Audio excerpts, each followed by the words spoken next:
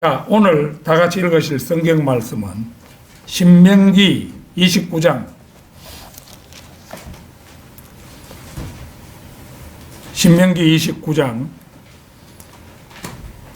16절에서 19절까지입니다.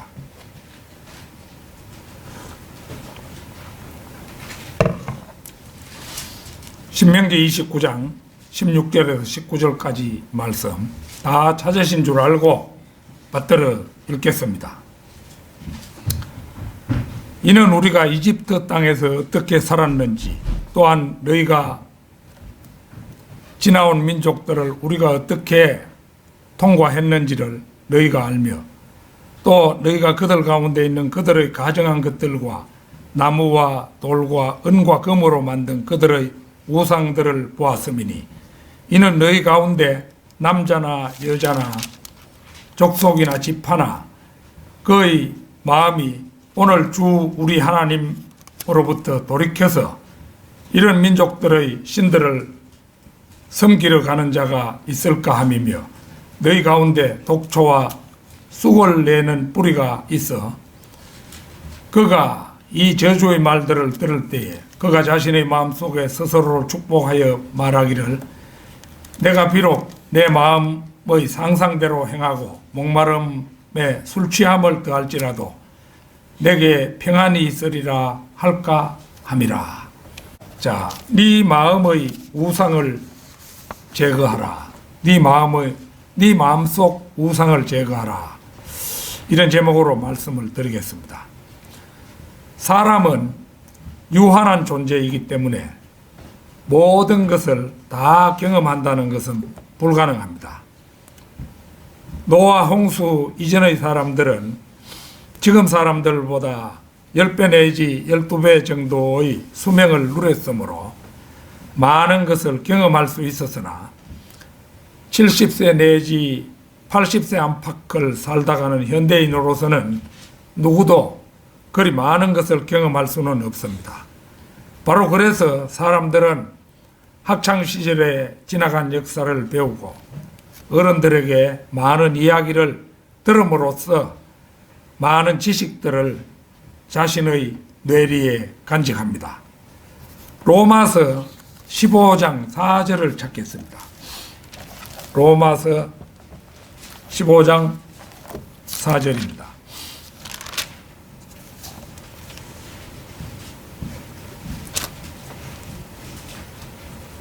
무엇이든지 전에 기록된 것은 우리의 교훈을 위하여 기록된 것이니, 이는 성경이 주는 인내와 위로로서 소망을 지니게 하려 함이니라. 이 말씀에서 전에 기록된 것은 두말할 것 없이 구약을 말합니다. 우리가 성경 말씀을 올바로 나눌 줄 아는 그리스도인들이라고 해서 성경을 두부모 자르듯이 잘라서 바울 서신에만 매달릴 수 없는 까닭이 여기에 있습니다. 무엇이든지 전에 기록된 것은 우리의 교훈을 위하여 기록된 것이라고 이 구절은 말씀하고 있죠.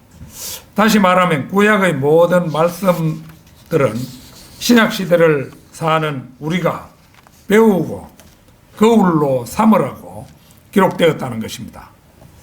뿐만 아니라 구약은 우리에게 본보기를 보여주고 무엇인가를 원면하기 위해 기록되었다고 말씀합니다.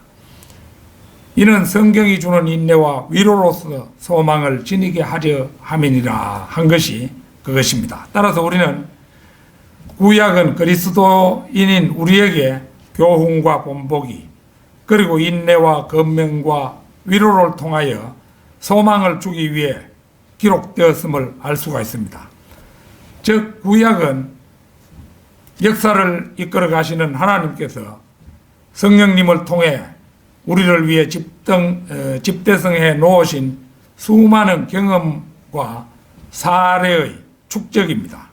따라서 성도들은 이 풍성한 경험과 사례들을 지침으로 삼아서 하나님의 크고 깊으신 뜻을 확인할 수 있을 뿐만 아니라 나아가 길이요 진리요 생명이신 예수 그리스도의 발자취를 착오 없이 따라갈 수가 있는 것입니다. 오늘 본문 말씀을 신명기로 정했습니다만은 이 신명기는 우리가 아는 그대로 모세가 쓴 5번째 책으로 다른 어떤 책보다도 그리스도인들에게 값진 교훈을 주는 책입니다. 이 소중한 책에서 특히 오늘의 본문 말씀을 통해 성도 여러분은 더없이 값진 보화를 캐는 시간이 되었으면 합니다. 네 마음속 우상을 제거하라. 첫째는 이집트 땅에서 종살이 하던 일과 40년 광야 생활 동안 여러 민족들에게서 목격한 가정한 것들과 우상들을 상기시킵니다. 자, 오늘 본문 말씀 16절을 보면은 이는 우리가 이집트 땅에서 어떻게 살았는지 또한 너희가 지나온 민족들을 우리가 어떻게 통과했는지 너희가 알며. 여기서 먼저 모세는 우리가 이집트 땅에서 어떻게 살았는지를 상기시키고 있죠. 요셉 시대에 이집트로 내려간 이스라엘 민족은 처음에는 좋은 대우를 받으며 살았습니다. 그러나 요셉이 죽은 후 여러 파라오들이 바뀌어 들어서자 요셉이 과거에 이집트를 구한 사실은 다 잊어버리고 이스라엘 민족을 노예로 삼아버립니다. 그리하여 이스라엘은 오랫동안 노예로 있었는데 하나님께서는 모세를 보내어 전 민족을 구출하여 홍해를 마른 발로 건너게 하시고 광야 생활 40년이 거의 끝나가는 시점에서 모세를 통해 도리어 잊고 싶은 이집트 땅 시절을 잊지 말라고 권고합니다. 이집트는 마귀가 지배하는 세상의 대명사입니다. 과거 우리는 마귀가 지배하는 세상에서 하나님도 모르고 온갖 죄들을 죄인 줄도 모르고 지으며 살았습니다. 그러나 순전히 은혜의 하나님께서 생명의 빛을 우리에게 비추셔서 예수 그리스도를 구주로 영접하게 하시고 우리를 흑암의 권세에서 벗어나게 하셔서 영광스러운 소망 속에 살아가게 하셨습니다. 그러나 마귀는 틈만 나면 우리를 공격하여 뒤흔들어 놓습니다. 따라서 우리는 수시로 지난날 진리를 몰랐던 시절이 있었음을 상기하고 지옥에서 영원히 벗어난 사실을 감사하며 다시는 그런 어리석음에 빠지지 않게 자신을 늘 깨우치며 사는 것이 마땅합니다. 우리는 과거 개신교회에 다니며 세상이 재창조되었다는 진리를 알지 못했습니다. 창세기 1장 1절은 태초의 창조이며 창세기 1장 2절은 태초의 세상이 심판받은 것을 가리킨다는 사실을 전혀 알지 못했습니다. 창세기 1장 1, 2절은 그냥 창조의 개괄적인 표현인 줄만 알았던 것입니다. 바른 성경을 알게 되면서 우리는 비로소 진리에 눈뜨기 시작했습니다. 지난날 우리는 구원이 무엇인 줄도 모르고 교인이 되어 예수 그리스도를 믿는 흉내만 내었습니다. 그런데 바른 성경을 알고 보니 진리에서 제외된 생활을 하다가 죽으면 꼼짝없이 지옥의 구성원이 된다는 사실을 알고 부랴부랴 구주를 영접하고 구원을 받았을 뿐만 아니라 참 소망 속에 우리의 남은 날들을 살아가게 되었습니다. 우리는 과거 개신교회에 몸담아 침례가 바른 의식인 줄 알지도 못한 채 세례를 받고 하늘나라 가는 인장이라도 받은 듯합니다. 그리고 그것도 모자라 자기 자식들을 하나님께 바친다며 유아 세례를 받게 하기도 했습니다. 그러나 우리는 성경대로 믿는 사람이 된 연후에 그것이 잘못인 줄 알고 새삼스레 다시 침례를 받고 성경대로 믿는 사람들이 되었습니다. 우리는 바른 성경을 손에 쥐고 나서 과거 우리를 지배했던 이 세상의 신 마귀가 셋째 하늘에서 하나님의 보좌 위를 덮던 5번째 그룹이었으며 그 이름이 루시퍼라는 사실도 알게 되었습니다. 아울러 변개된 가짜 성경들은 그 이름을 예수 그리스도의 이름으로 바꾸어 버렸음을 직접 눈으로 목도할 수가 있었습니다. 그러나 우리는 그거 깨닫지 못했죠. 계명성 뭐 이런 말을 들을 때. 그러고 우리가 천안에 잠시 몸담았을 때 목사가 계명성 이거 참 올바른 번역이라고 이렇게 하는 것을 봤습니다. 나중에 알고 보니까 그 엉터리인데 예수 그리스도를 가리키는 말이 그 계명성인데 그거를 빛을 나르는 자 이걸 참 잘 번역했다고 뭐 이러면서 하는 것을 들었습니다. 사람의 눈이 떠지지 않으면은 그렇게 무지한 가운데 머물러 있을 수 있게 되는 겁니다. 우리는 과거에 개역성경을 손에 들고 있었을 때 물과 성령으로 거듭나야 한다는 말을 읽으면서도 물이 무엇을 의미하는지 몰랐었죠. 그러나 바른 주석서인 르크만 주석을 통해서 물이 어머니 뱃속의 양수로 1차적 출생을 의미한다는 사실도 알게 되었죠. 이런 사실들을 다 나열하자면 하루 종일 아니 몇 날 며칠 얘기를 해도 시간이 부족할 것입니다.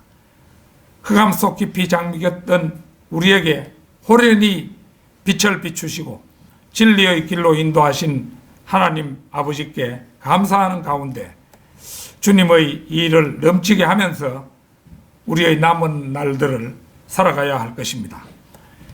네 마음속 우상을 제거하라. 둘째는 이민족들의 행위와 우상을 경계하라는 모세의 권면입니다. 자, 오늘 본문 말씀에서 또 너희가 그들 가운데 있는 그들의 가증한 것들과 나무와 돌과 은과 금으로 만든 그들의 우상들을 보았음이니 이는 너희 가운데 남자나 여자나 족속이나 집하나 그의 마음이 오늘 주 우리 하나님으로부터 돌이켜서 이런 민족들의 신들을 섬기려 가는 자가 있을까 함이며 이렇게 말한 것이 그것입니다. 이스라엘은 광야 40년 동안 우상을 만들어 숭배하기도 하고 이방 여인들과 음행을 저지르기도 하며 걸핏하면 모세를 원망하는 가운데 이집트로 되돌아가려고 했습니다.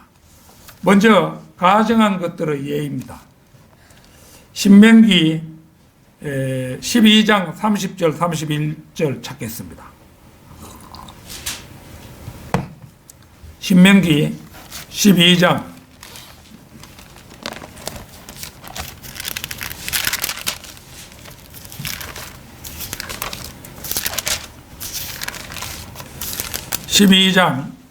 30절 31절입니다.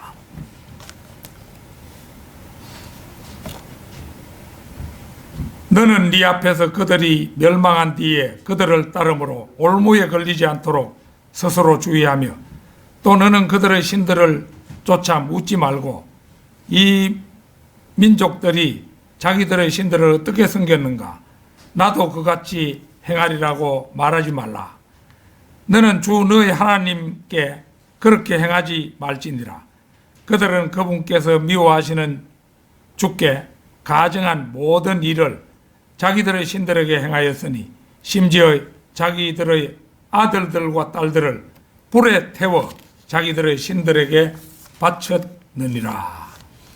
이 민족들은 자신들의 신에게 아들들과 딸들을 인신제물로 삼기를 주저하지 않았습니다. 하나님께서는 이런 가증한 인신제사를 엄하게 금하셨습니다. 그들은 또 모함 여자들과 음행을 저지르다가 화를 자초하기도 했습니다.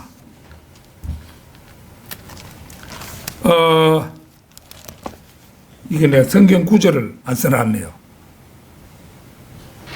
이게 민수기인데 24,000명 죽은 그 부분입니다.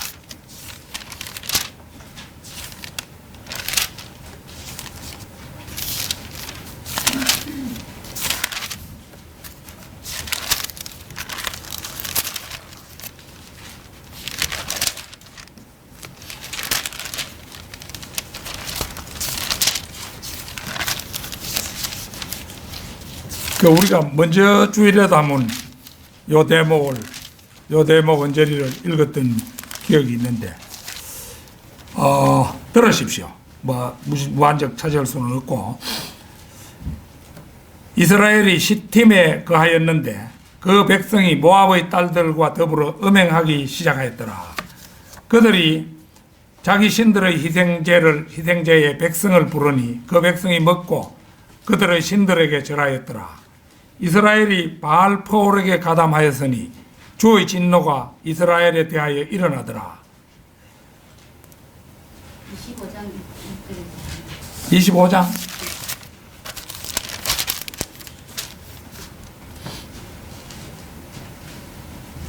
하여튼 들어보세요.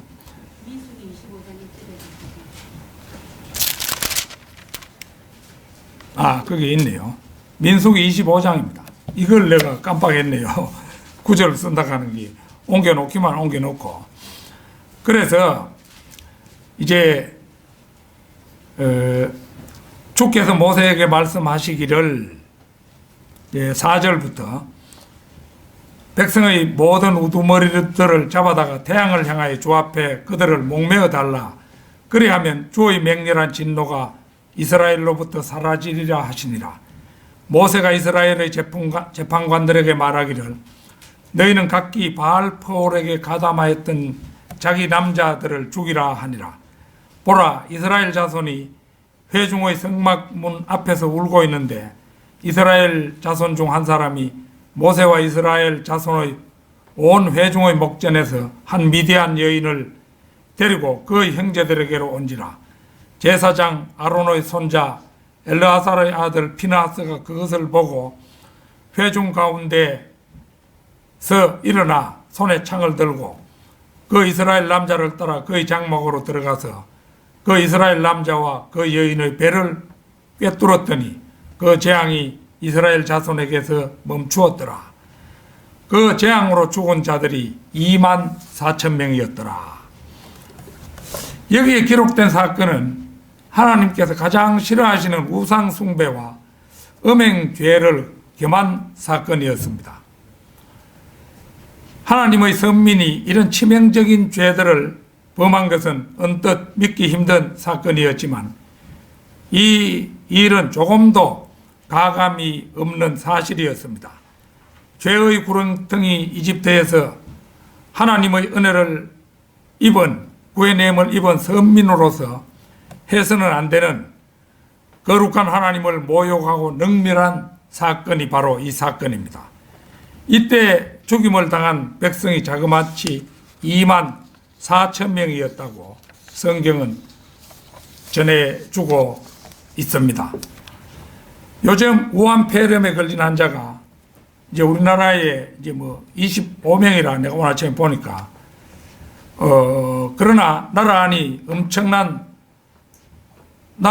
엄청난 소동이 일어나고 이 일로 이제 국가 부도 사태가 일어날지도 모른다고 입을 모으는 참인데 여기에 보면은 음행을 저지른 그것으로 해서 24,000명이나 죽었다는 것은 실로 어마어마한 숫자지요. 이 일을 두고 어떤 사람들은 하나님도 참 무심하시지 따끔하게 훈계나 하고 마실 일이지 너무 잔인하시네요. 이렇게 할 사람이 있을지 모르지만 죄에 관한 한 실로 엄중하고 두려우신 분이 바로 우리 하나님이심을 이 대목을 통해서 확인하기에 어렵지 않습니다. 우리는 이들 사건 말고도 모세가 하나님께로부터 기록한 돌판들과 율법과 계명들을 받으러 산에 올라 40일 낮과 밤을 지낼 때 이스라엘 민족이 거세를 못 참고 아론을 위협하여 금송아지 우상을 만들고 절하고 술을 마시며 춤추었던 사건을 출애굽기 32장에서 생생히 볼 수 있습니다. 하나님께서는 이 일로 이스라엘을 멸망시키고 모세로 하여금 새 민족을 이루시려고까지 했습니다. 그러나 모세의 중보 기도로 하나님께서는 이 계획을 철회하셨습니다. 그러나 모세가 산에서 내려와 보니 금송아지 우상 앞에서 춤추는 백성들의 모습이 보였습니다. 모세는 불같이 노해서 하나님께서 손수 세게 주신 돌판을 깨뜨렸습니다. 그 즉시 금송아지를 가져다가 불에 태워 가루로 만들어 이스라엘 자손에게 마시게 했습니다. 그리고 이스라엘의 주 하나님께서 이같이 말씀하시느니라. 각 사람은 옆에 칼을 차고 이문에서 저문으로 진영을 오가며 각 사람이 자기 형제를, 각 사람이 자기 친구를, 각 사람이 자기 이웃을 살해하라고 명령을 내립니다. 이날 죽은 자가 3,000명이었다고 성경은 생생히 전하고 있습니다. 우리 역시도 광야 생활의 예표인 이 세상에서 한눈을 팔 때가 한두 번이 아닙니다. 교단교회 교인들은 더 말할 필요도 없고 성경대로 믿는 사람들이라는 영광스러운 이름을 부여받고도 하나님의 말씀을 진문계기가 일수였으며 구원해 주신 은혜에 눈물로 감사하며 분골 쇄신해야 함에도 불구하고 주님의 사역에 우리의 마음과 생각과 혼을 다하지 못한 일이 얼마나 비일비재했습니까? 탐심이 곧 우상숭배라는 말씀을 번이 읽고서도 탐심에서 벗어나지 못하고 죄 가운데 빠질 때는 또 얼마나 많았습니까? 만약 구약시대였다면 우리 또한 24,000명이나 혹은 3,000명에 모두 포함되어 제 명대로 살지는 못했을 것입니다. 다행스레 이 시대는 믿음으로 구원받는 은혜의 시대여서 설사 죄를 짓는다 해도 자백하는 순간 용서받고 지옥에는 떨어질 염려가 없으니 실로 고맙고 황송한 일이 아닐 수 없는 것입니다. 네 마음속 우상을 제거하라. 셋째는 사람이 우상에게 완전히 세뇌되고 길이 드는 상태를 경계하라는 권면입니다.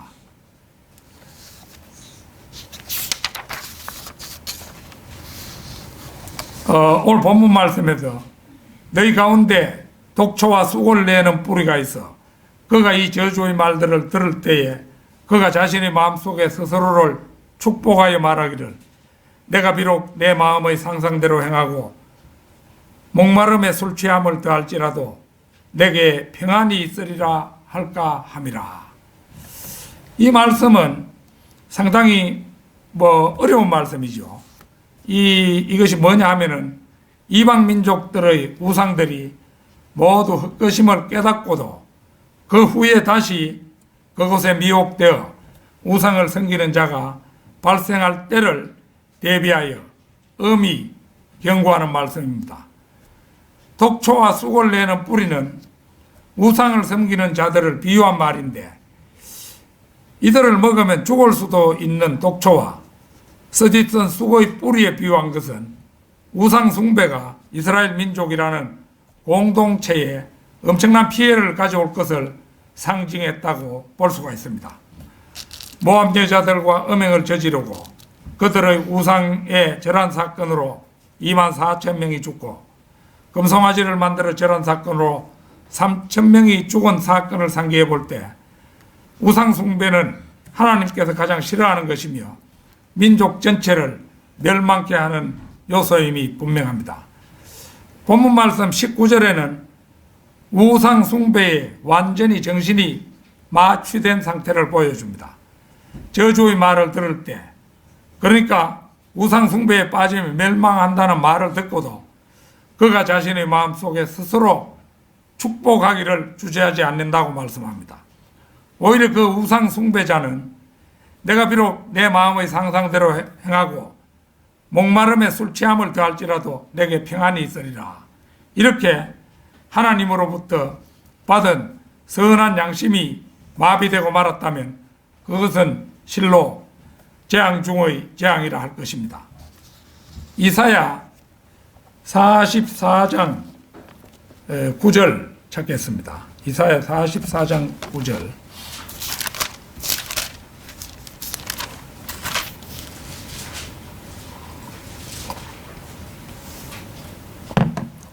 이사야 44장 9절에서 17절까지 한번 보겠습니다. 색인 형상을 만드는 자들은 모두 다 허망하도다. 그들의 기뻐하는 것들은 유익하지 못하리니 그들이 그들 자신의 정인들이라. 그들은 보지도 못하고 알지도 못하여 수치를 당하리라. 누가 아무 것에도 유익하지 못한 신을 만들었으며 색인 형상을 부어 만들었느냐. 보라, 그의 모든 동료들이 수치를 당하게 될 것이라. 또 기술공들은 사람들이니 그들로 모두 함께 모이게 하고 일어서게 하라. 그들이 두려워하며 함께 수치를 당하리라. 집게를 가진 대장장이는 숯불에 가공하여 망치들로 그것을 치고 그의 팔 힘으로 그것을 만드나니 실로 그는 줄이고 힘이 빠지며 물도 마시지 못하여 기진하는도다. 목공은 줄자를 늘여 재고 철필로 표를 하고 대패로 밀고 또 콤파스로 그어서 사람의 모양을 따라 사람의 아름다움대로 만들어 집에 두리라. 로 따듬어가지고 우상을 만드는 걸 말하는 거죠. 그는 백향목들을 베고 삼나무와 상수리나무를 가져다가 자신을 위하여 삼림의 나무들 가운데서 튼튼하게 하나니 물풀의 나무를 심으면 비가 그들을 자라게 하는도다. 그 후에 그 나무가 사람에게 땔감이 되나니 이는 그가 그것을 가져다가 자신을 떼뜻하게 하며 실로 그가 그것으로 불을 붙여서 방도 굽고 실로 그것으로 신상도 만들어서 예배하며 그것으로 색인 형상도 만들어서 거기에 엎드리기도 하미로다. 그가 그 중에 일부는 불에 태우고 그것의 일부로 고기를 삶아 먹기도 하며 고기를 구워서 배부르게도 하는도다. 실로 몸을 따뜻하게 하고는 말하기를 아하 내가 따뜻하다 내가 불을 보았구나 하며 그 나머지로 신상 즉 색인 형상을 만들어서 그 앞에 엎드리며 경배하고 그것에게 기도하며 말하기를 나를 구하소서 당신은 나의 신이라 하는도다.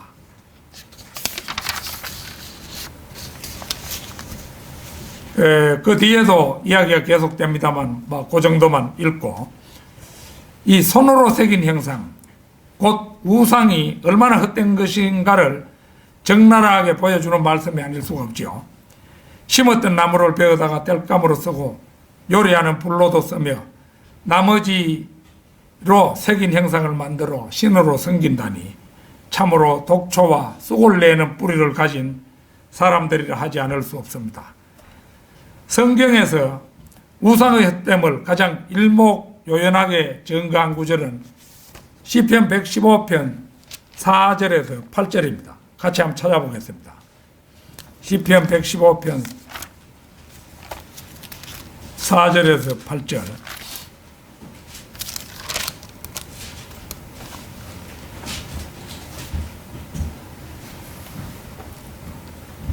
그들의 우상들은 은과 금이며 사람의 수공물이라. 사람의 손으로 만든 것이라 이 말이죠. 그것들은 입이 있어도 말하지 못하며 눈이 있어도 보지 못하고 귀가 있어도 듣지 못하며 코가 있어도 냄새 맡지 못하고 손이 있어도 만지지 못하며 발이 있어도 걷지 못하고 목구멍을 통하여 말하지도 못하는도다. 그것들을 만드는 자들은 그것들과 같으며 그것들을 신뢰하는 모든 자들도 그러하도다. 이방의 우상들은 그들의 신인데 그들은 사람의 수공물입니다. 그들은 입, 눈, 귀, 코, 손, 발, 목구멍 등 온갖 신체 기관을 갖추고 있다 하더라도 혼이 없으며 그것들 안에는 사람의 영이 없습니다. 아울러 그것들에게는 하나님께로부터 나온 생명의 호흡이 없습니다. 그것들을 만드는 자들은 그것들과 같으며 그것들을 신뢰하는 모든 자들도 그러하도다. 사람이 이방의 신들 중 하나에 마음을 두면 그 사람은 하나님의 작품이 아니라 사람의 수공물이 되어버립니다. 이것이 바로 눈이 있어도 보지 못하고 귀가 있어도 듣지 못하게 되는 이유입니다. 결국 신체 기관은 있지만 기능이 수행되지는 못하는데 이는 사람이 죽었기 때문입니다. 그 사람이 우상 숭배자들은 그 사람 자신도 죽어버렸어요. 경주에는 재단이 불교 계통인 동국대 병원이 있습니다. 종합병원이라고는 그곳밖에 없어서 한동안 저 자신은 당뇨 관리를 위해 그 병원에 다녔는데 요즘은 이제 개인 병원에 가고 그곳에 가지 않습니다. 거기에는 건물 1층 중앙에 법당이 있고 그 법당에는 금으로 도금을 한 3개의 큰 불상들을 안치시켜 놓았습니다. 바로 앞 복도를 지나는 의사들과 불교 신자들은 지날 때마다 합장을 하고 고개를 숙입니다. 요래 가지고 고개를 딱 숙이는 거죠. 의사들은 대개가 의학 박사들인데 그들은 합장하고 고개 숙이는 일이 완전히 몸에 배어 있어요. 전형적인 우상 숭배자들의 태도를 잘 보여줍니다. 그들의 높은 지성은 우상 앞에서 완전히 죽었음을 알 수가 있습니다. 가끔 병원에 들를 때 이제 법당이 있는 복도는 나는 그래서 그 우상이 있는 거 보기 싫어서 가능한 한 피합니다만은 바로 그 복도에 있는 부서에 갈 적에는 할 수 없이 이제 우상 앞을 지나가는 거예요. 그럴 때면은 나는 손가락으로 딱 가리키면서 저 헛것들이 하고는 이제 한번 중얼거리고는 지나갑니다. 저 헛것이잖아요. 근데 헛것인 줄 모르고 사람들이 그거를 숭배하는 것이에요. 그러니까 우상을 숭배한다는 것은 그 자신이 우상화 해버려서 완전히 지각을 상실한 인간으로 변한다는 것이죠. 그러니까 우리가 조심해야 하는 것이죠. 미국의 어떤 사람이 이제 미국에 적어도 미국에서 살았다면은 옛날 청교도의 후예일 가능성이 상당히 많죠. 많은데 이게 한국에 와가지고 머리를 빡빡 깎고는 불제자가 된 사람 한 사람 있어요. 아마 본 기억 날 겁니다. 그 사람. 웃기는 사람이죠. 좀 속된 말이긴 하지만 밥 팔아서 그 배설물 사 먹는 사람이나 똑같지요. 네 마음속 우상을 제거하라. 넷째는 사람이 우상이 되는 경우를 우리는 단연코 배격해야 합니다. 사도행전 14장 8절에서 18절 한번 찾겠습니다. 사도행전 14장 8절에서 18절입니다.